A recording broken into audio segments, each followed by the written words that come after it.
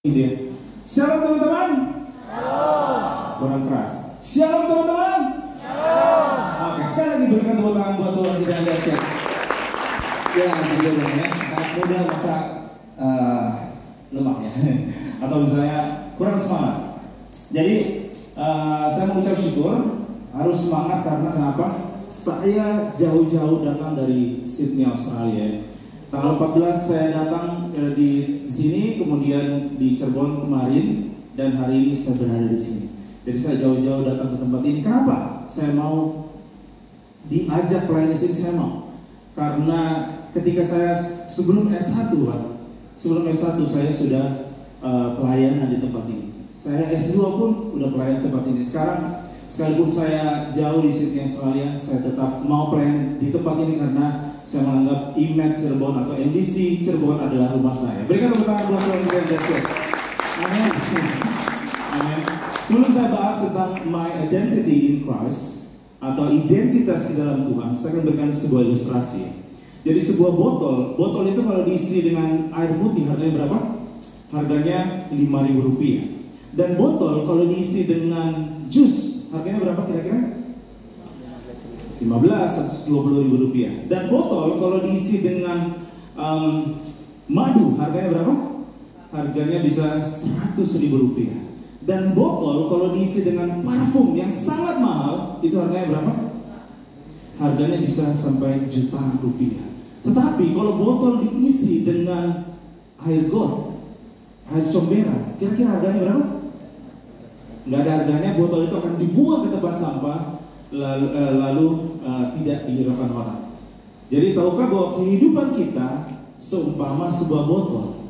Jadi harga atau nilai kita tidak ditentukan oleh kemasan doangnya kita, namun yang menentukan kita mahal atau tidak yaitu apa? Apa yang diisi di pikiran kita, apa yang diisi di hati kita. Amin. Amin. Jadi makanya kita harus menjalani kehidupan ini secara berkualitas. Makanya kita harus menjalani kehidupan ini secara bermakna. Kita jangan sama seperti botol yang apa? Kosong. Kita jangan sama seperti botol yang tidak bernilai. Makanya di waktu yang tepat ini, di tempat yang tepat, kita mau sama-sama isi pikiran kita dengan apa namanya? Firman Tuhan. Kita mau isi hati kita dengan namanya apa? Firman Tuhan. Amin. Sebab firman Tuhan katakan, firman-Mu adalah pelita bagi kakiku dan terang bagi jalanku. Firman Tuhan juga berkata bahwa segala tulisannya diilhamkan Tuhan, berguna untuk apa? Mengajar. Berguna untuk apa? Menyatakan kesalahan. Berguna untuk apa? Memperbaiki kelakuan. Dan terakhir apa? Mendidik orang di dalam kebenaran. Saya mau mendengar di sini, siapa yang siap mendengarkan firman Tuhan, angkat tangannya. Berikan tepuk tangan buat Tuhan kita yang dahsyat. Haleluya. Amin. Yang siap katakan amin. Oke, jadi saya akan bahas tentang my identity in Christ, yaitu identitas kita di dalam Tuhan, identitas kita di dalam Yesus Kristus Tuhan. Oke, jadi apa itu artinya identitas? Identitas itu adalah jati diri atau ciri-ciri. Kalau bisa saya sederhanakan, identitas itu apa? Artinya adalah karakteristik unik yang membuat seseorang berbeda-beda. Kita next slide. Sama seperti contohnya saya. Jadi siapakah saya? Saya adalah John Blatan, ya. Saya dosen di salah satu universitas di Jakarta. Kemudian saya orang Flores karena bapak saya orang Flores. Kemudian saya lahir besar di Makassar dan pastinya saya orang Kristen ya. Nah, jadi seperti itu. Itu yang membedakan saya dengan orang lain. Dan bisa juga dilihat dari KTP, saudara. Kita next slide. Jadi di sini ada beberapa KTP orang yang namanya unik-unik di Jawa Timur, Kabupaten Malang. Namanya apa? Selamat Hari Natal. Namanya ada Selamat Hari Natal ya. Lebih parah lagi, ada di Jawa Timur, Kabupaten Manyu, Banyuwangi. Nah, namanya adalah Tuhan Astaga. Gak boleh ini namanya Tuhan. Nah, kemudian di Provinsi Lampung ada yang namanya apa? Satria Baja Hitam. Ada yang tahu di sini? Gensi ada yang tahu Satria Baja Hitam? Kayaknya sudah jarang di RCTI ya. Satria Baja Hitam. Yang terakhir ada yang punya SIM namanya apa? Selamat Dunia Akhirat. Ada juga yang namanya Selamat Idul Fitri. Semua lah ada. nama-nama yang unik. Nah, itulah yang membedakan orang dengan yang lain. Ada identitas. Bisa dilihat dari KTP, bisa dilihat dari paspor. Saudara kalau keluar negeri pasti yang dipakai adalah paspor. Itu yang membedakan. Apakah nama, jenis kelamin, dan lain sebagainya. Kita next. Oke, jadi sekarang teman-teman mengerti tentang apa itu identitas. Sekarang kita belajar di Alkitab. Kita buka di 2 Timotius 3 ayat 1 sampai 5. Kita akan baca berganti-gantian ya supaya kita aktif. Saudara-saudara bangkit berdiri. Oke, di ayat 1 saya baca ayat 1, saudara baca ayat 2, saya baca ayat 3 dan seterusnya. Ayat 1, ketahuilah bahwa pada hari-hari terakhir akan datang masa yang sukar. Ayat 2 sama-sama. Manusia akan mencintai dirinya sendiri dan menjadi hamba Tuhan, hambaan. Mereka akan membual dan menyombongkan diri. Mereka akan berontak terhadap orang tua dan tidak tahu berterima kasih, tidak memperdulikan agama. Ayat 3, tidak tahu mengasihi, tidak mau berdamai, suka menjelekkan orang, tidak dapat mengekang diri, garang, tidak suka yang baik. Ayat 4, suka mengkhianat, tidak berpikir panjang, berlagak tahu, lebih menurut hawa nafsu daripada menurut Allah. Sama-sama kita baca. Secara lahiriah mereka menjalankan ibadah mereka, tetapi pada hakikatnya mereka memungkiri kekuatannya. Jauhilah mereka itu. Silakan dulu, saudara. Oke, jadi kita tahu bahwa di sini berbicara tentang identitas juga. Kenapa saya katakan seperti itu? Karena kita tahu bahwa pada akhir zaman ini, dikatakan hari-hari terakhir, yaitu akhir zaman, manusia akan mencintai dirinya sendiri, menjadi hamba uang, sombong, tidak peduli agama, memberontak terhadap orang tua, tidak mengasihi, dan lain sebagainya. Dikatakan lebih menuruti hawa nafsu, artinya lebih menuruti dosa. Dan di ayat kelima dikatakan secara lahiriah, artinya adalah secara identitasnya dia, mereka menjalankan apa? Ibadah mereka.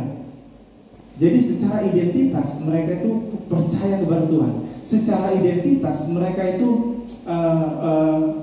setiap minggu mungkin ibadah, atau setiap hari apa dia ibadah. Jadi seperti itu.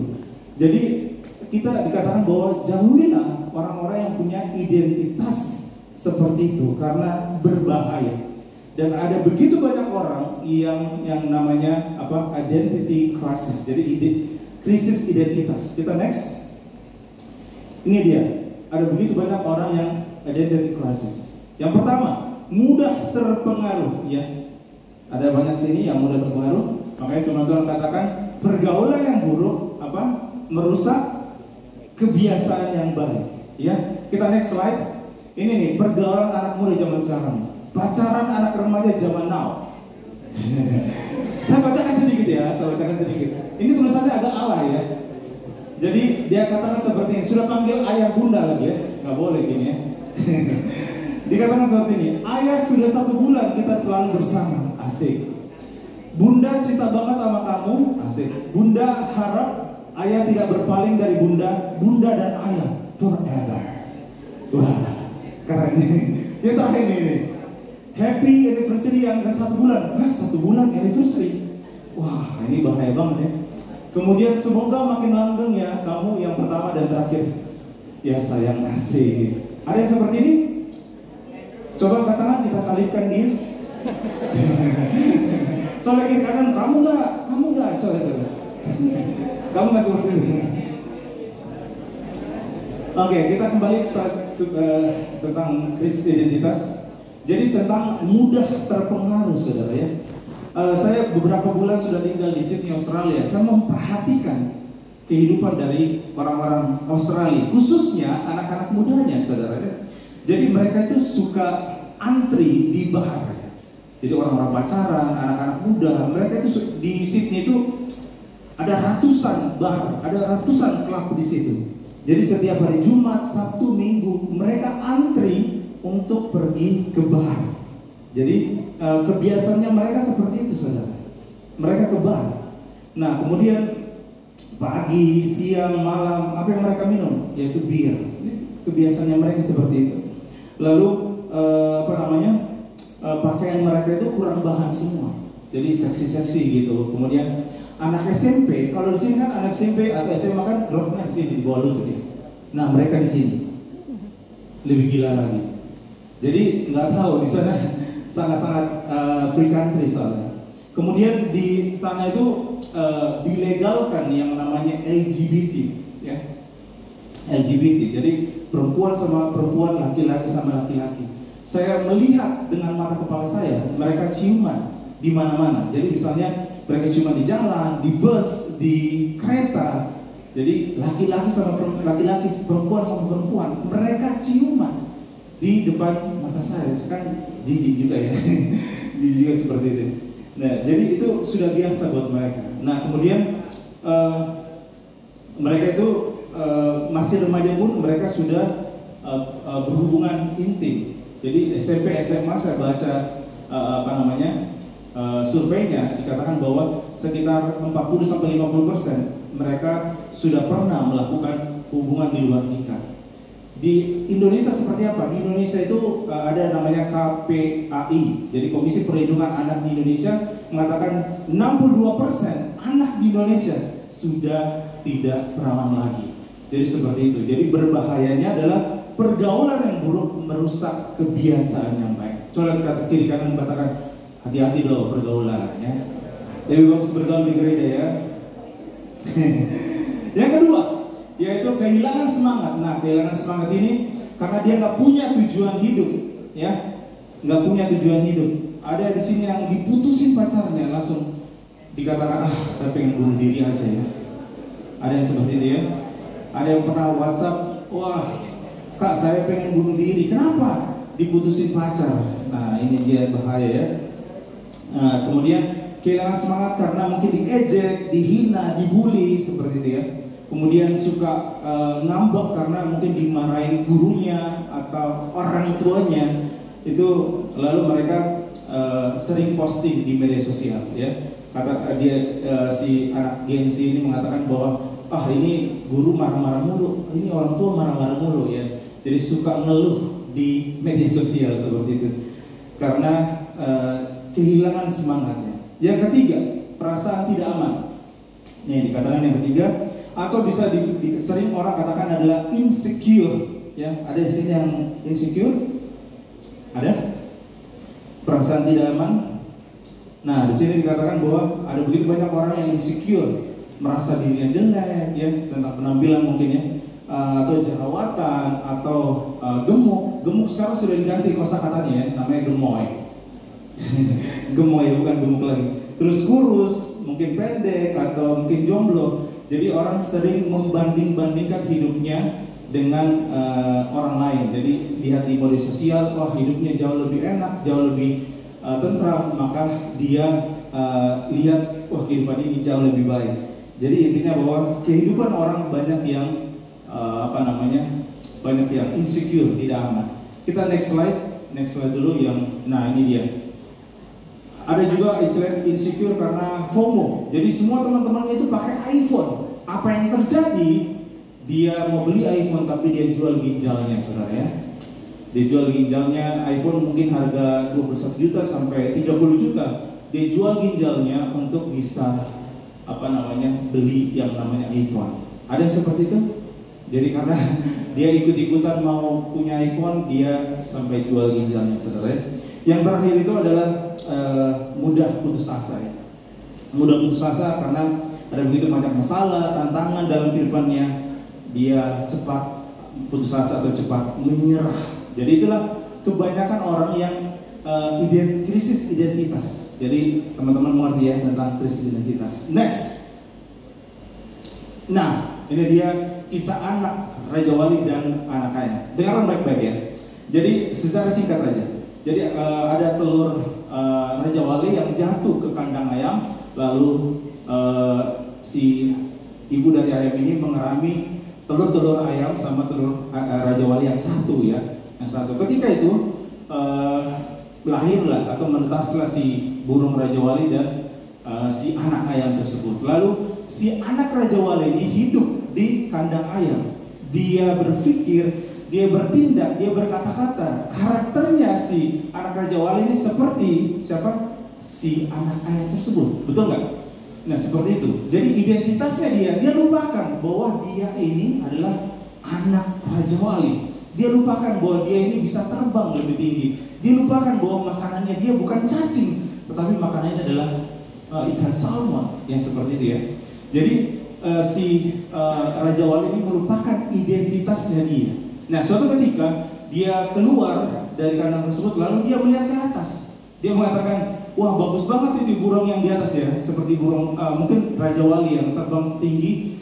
Dan dia mengatakan sama anak ayam yang lainnya, pengen dong seperti dia, bisa terbang lebih tinggi. Terus anak ayam yang di sampingnya bilang gini, kamu itu ayam, jangan mimpi kamu bisa terbang tinggi seperti itu. Kita ini ayam, identitas kita ayam, seperti itu. Jadi dia diejek, dia diejek bahwa dia ini adalah seorang anak ayam, padahal dia ini Raja Wali, saudara ya. Nah, suatu ketika dia sudah tumbuh dewasa, lalu dia pergi ke tebing, di ujung tebing itu. Nah, tiba-tiba si ayam itu iseng mendorong si anak Raja Wali itu. Apa yang terjadi? Dia mengatakan, wah mati nih, saya mati, akan jatuh ke bawah, akan mati. Tetapi dia mengepakkan sayapnya, ternyata dia baru sadar bahwa identitasnya dia adalah seekor Raja Wali. Mengerti ya? Jadi itulah kisahnya. Jadi kita harus tahu identitas kita dalam Tuhan. Next, ada contoh dari Raja Nebukadnezar ya.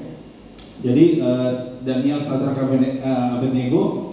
Di sini kisahnya itu Raja Nebukadnezar di Babilonia ingin mengambil jadi orang-orang Israel terbaik seperti Daniel, Sadrak, Mesak, dan Abednego. Apa yang mereka ganti identitasnya si orang-orang Israel ini adalah mereka mengganti makanannya mereka. Yang pertama ya. Yang kedua, mereka mendidik dia untuk apa? Untuk bekerja pada raja, saudara ya. Yang ketiga, mereka mengganti nama mereka sama seperti ini ya. Jadi Daniel artinya Tuhan hakim saya, tapi diganti dari Belsasar menjadi dewanya mereka, pangeran dewa Bel. Yang Hanaya diganti yang harusnya namanya dikasih Tuhan menjadi Sadrak, diterangi oleh dewa matahari. Misael arti namanya siapa yang seperti Tuhan, menjadi Mesak, siapa yang seperti dewa Sat. Yang keempat dikatakan Asaria, Tuhan menolongku, menjadi Abednego, pelayan dewa Nego. Jadi artinya teman-teman, dunia ingin merubah identitas kita. Dunia ingin merubah bahwa kita ini bukan anak-anak Tuhan. Kita ini bukan terang dan garam. Kita ini bukan saksi Kristus dalam dunia ini. Jadi dunia sedang mempengaruhi kita, mengajari kita agar kita keluar dari hal-hal tersebut. Amin.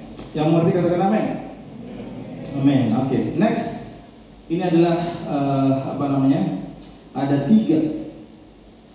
identitas kita dalam Kristus. Yang pertama adalah anak Allah. Sama-sama katakan anak Allah. Oke.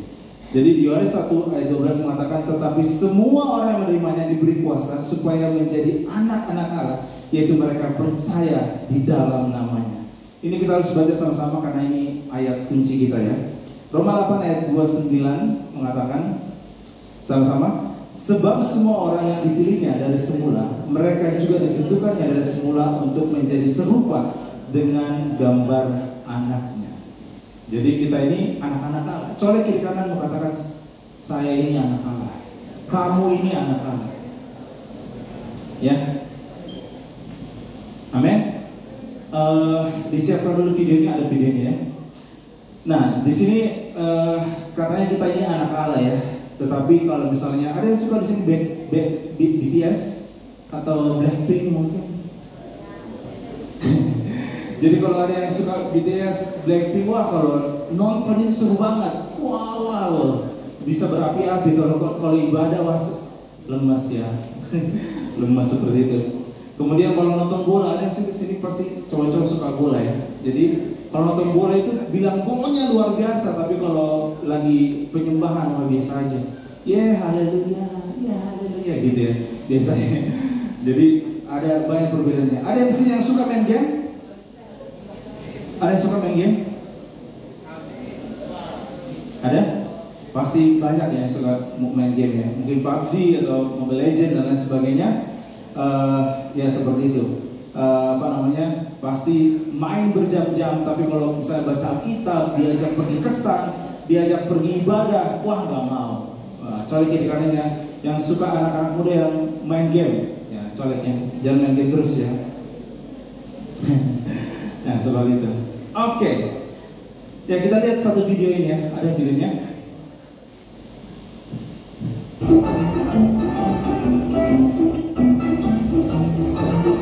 Ini sudah dikasih tahu ya di papan itu, jangan dilihat, tidak boleh dilihat ke dalam ya.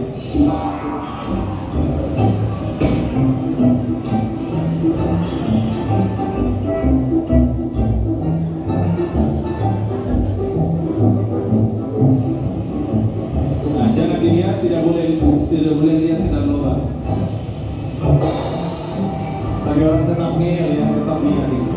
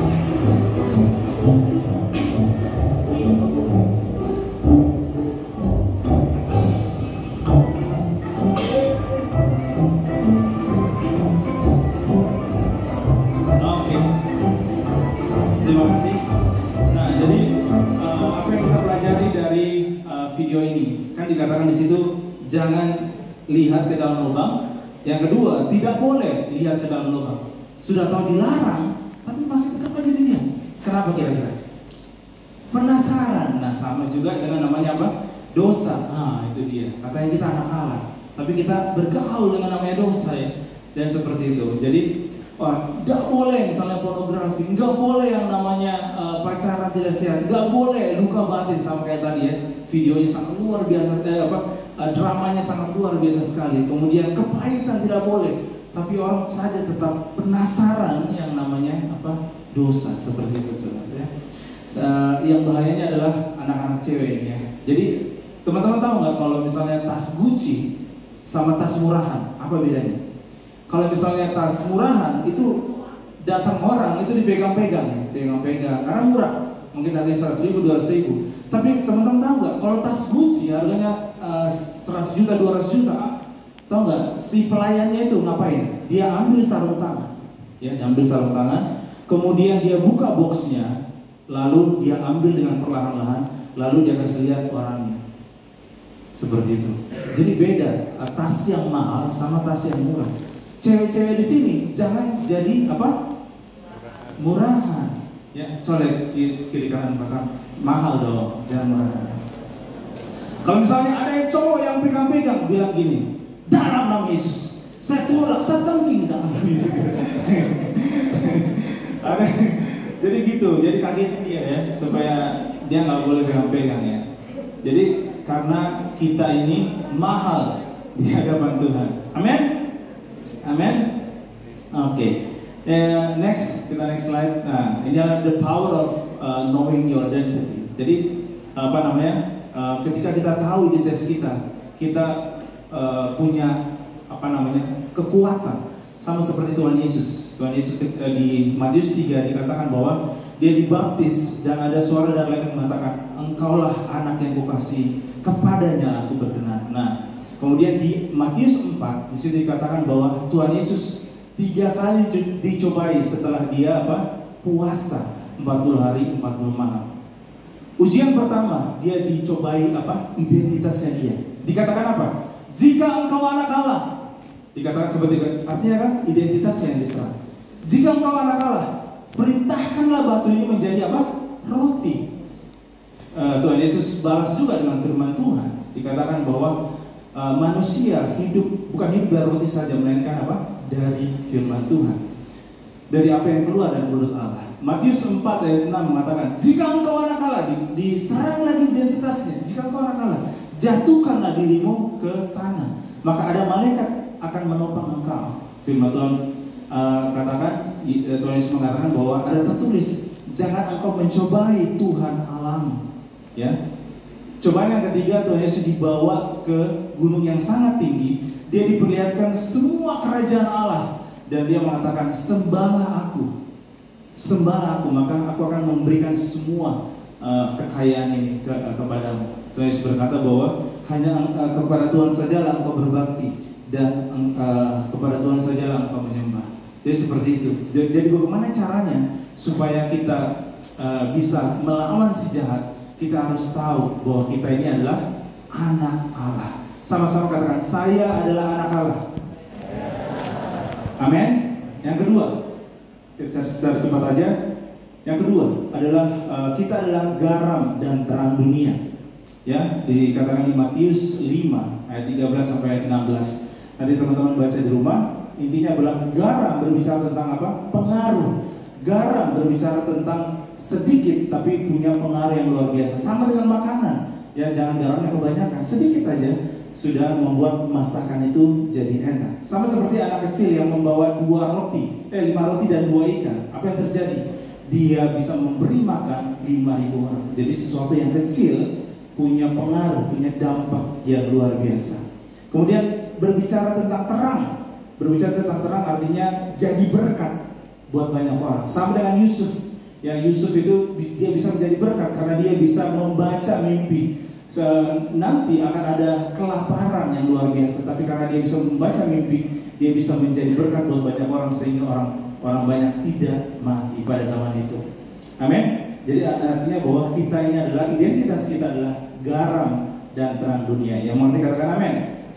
Yang terakhir, yang ketiga, saksi Kristus.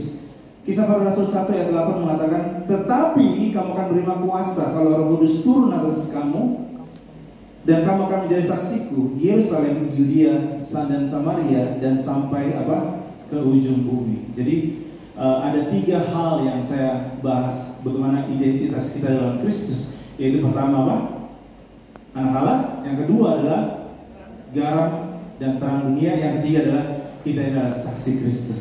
Ini saya berikan kesaksian yaitu Nick Fujisik. Dia ya kita tahu semua ya, nggak punya tangan, nggak punya kaki, dan dia ketika dia sekolah pada masa kecilnya dia dihina, diejek, dibully di sekolahnya, dan dia mengatakan sudah beberapa kali dia pengen bunuh diri karena dia nggak tahu identitasnya dia. Dia pengen bunuh diri karena wah, masa depan saya seperti apa? Dia punya crisis identity, ya. Dia punya krisis identitas di dalam kehidupannya dia. Makanya dia pengen bunuh diri. Nah, berkali-kali dia pengen bunuh diri, tidak jadi. Lalu ayahnya memperkenalkan dia kepada Tuhan Yesus. Lalu dia dia mengenal Tuhan secara pribadi dalam hidupnya. Apa yang terjadi? Singkat cerita, dia menjadi seorang motivator yang sangat luar biasa ya. Kalau dia berbicara di suatu negara, pasti ada ribuan orang yang datang mau mendengarkan dia. Dia seorang gembala juga. Dia seorang penulis buku bestseller juga. Jadi Tuhan pakai Nick Fujisik menjadi orang yang luar biasa. Dia menjadi saksi Kristus. Dia menjadi terang dan garam. Dan dia percaya dia ini adalah anak Allah. Amin. Jadi Nick Fujisik ini sangat luar biasa sekali. Gak punya tangan, gak punya kaki, tapi dia bisa melakukan hal-hal yang luar biasa seperti orang normal lakukan. Dia punya 1 istri pastinya dan ada 4 orang anak. Amin. Tuhan dahsyat, amin. Oke, yang terakhir saudara ya. Next. ini apa namanya, memiliki identitas solid dan benar. Secara singkat aja, nah di sini ada yang pertama, dapatkan identitas kita dari firman Tuhan. Jadi jangan dari apa kata orang, ya. Identitas kita ini siapa? Kita ini anak Allah. Kita ini berharga. Kita ini biji mata Tuhan. Kita ini orang yang masa depan kita yang luar biasa. Jadi kita harus tahu bahwa hidup kita harus sesuai dengan firman Tuhan, bukan apa kata media sosial, apa kata orang lain dalam kehidupan kita. Amin. Yang kedua, identitas yang benar menghasilkan otoritas, sama kayak tadi ya. Jadi ketika dia punya otoritas, apa yang terjadi? Dia bisa, Tuhan Yesus bisa mengalahkan si jahat, mengalahkan si jahat, lalu dia bisa menaklukkan si jahat karena kenapa? Dia tahu dia itu adalah anak Allah. Yang ketiga, otoritas memampukan produktivitas. Artinya apa? Pemahaman yang benar akan identitas kita akan menuntun kita pada hidup yang maksimal. Maksimal artinya apa? Kita menjadi garam, kita menjadi terang dimanapun kita berada. Amin. Amin. Oke, next. Sekarang relax. Ini kesaksian saya yang terakhir. Di tahun 2019 saya buka usaha. Ada di Bekasi, ada di Jakarta. Next lagi, ini yang di Bekasi. Next, ini yang di Jakarta. Saya buka usaha namanya KPK, dari Kopi Pasir Kekinian. Keren banget namanya? Enggak ya? Ya sudah. Nah, jadi KPK, Kopi Pasir Kekinian, bukan Komisi Pemberantas Korupsi, bukan, tapi KPK. Nah, di situ saya buka di tahun 2019 dan puji Tuhan, tahun 2020 itu bulan bulan 4 itu kita tahu bahwa COVID-19 datang, dan puji Tuhan, usaha saya bangkrut. Puji Tuhan ya. Jadi usaha saya bangkrut, disitulah terjadi yang namanya krisis identitas. Saya kehilangan semangat pastinya, kehilangan semangat karena tidak punya tujuan hidup. Karena usaha sudah 2 cabang tapi tutup juga ya. Kemudian saya putus asa juga, menyerah, aduh gimana ya, masa depan saya seperti apa, saya bingung, saudara. Nah ketika itu saya iseng-iseng, jadi saya menciptakan sebuah buku yaitu 16 menit Apoteosis. Kita next. Nah ini dia, saya jual di Shopee, Tokopedia, ada di TikTok Shop juga. Sekarang TikTok Shop sudah tutup. Nah saya jual di Shopee dan Tokopedia ini, dan puji Tuhan banyak yang membeli, saudara, dari seluruh Indonesia dan ada juga yang di luar negeri. Nah jadi di sini buku saya itu, apa yang saya keluar, yang saya bangkrut yang kemarin itu dikembalikan Tuhan dengan cara seperti ini. Jadi penjualan buku saya pada saat online, pada waktu itu kan orang beli buku atau beli apa, nggak tahu bikin apa di rumah, mungkin mereka beli buku saudara. Jadi ada begitu banyak orang yang membeli buku saya, dan puji Tuhan, apa yang saya keluar bangkrut pada waktu itu Tuhan balikan. Itu semua kan anugerah Tuhan, dan bukan untuk diri saya sendiri, tapi saya juga berbagi ke panti-panti asuhan. Nah ini dia panti asuhan yang pertama, yaitu Permata Hati, di sini sering. Nah kemudian kedua ada di panti asuhan Pondok Merpati. Yang ketiga, ini yang terakhir di tahun 2023 nih, bulan Juni apa Juli lupa, 2023 di panti asuhan Kalvari, saudara ya. Jadi saya berbagi kasih ke panti-panti asuhan ketika buku saya laku di e-commerce, saudara. Kita bagi beras mungkin, atau minyak, atau misalnya kecap dan lain sebagainya, pakaian yang pakai dan lain sebagainya. Jadi saya berbagi, saudara. Next. Nah sekarang saya puji Tuhan, sekarang saya beberapa bulan kemarin saya ada di Sydney, Australia, saudara. Jadi sekarang saya statusnya adalah student, saudara ya. Student di Sydney, Australia, bekerja juga. Semua karena anugerah daripada Tuhan. Saya tidak beasiswa, saya bayar sendiri. Kalau tidak beasiswa, bayar sendiri itu sangat mahal, saudara. Harus punya uang setengah miliar. Tapi karena anugerah daripada Tuhan, saya bisa visa student saya bisa kredit, dan saya bisa kuliah dan bekerja di sana. Itu semua karena anugerah Tuhan dan kemurahan Tuhan. Amin. Jadi kita bisa jadi berkat, kita menjadi anak Allah, kita menuruti segala firman Tuhan, kita percaya nama Tuhan dipermuliakan. Berikan tepuk tangan buat Tuhan kita. Amin. Kita percaya bahwa identitas kita adalah identitas anak Tuhan. Nah, ini dia saya simpulkan identitas kita dalam Kristus. Yang pertama apa? Sama-sama. Yang kedua apa? Garam dan terang dunia. Yang ketiga, Saksi Kristus. saksi Kristus. Kita bangkit berdiri.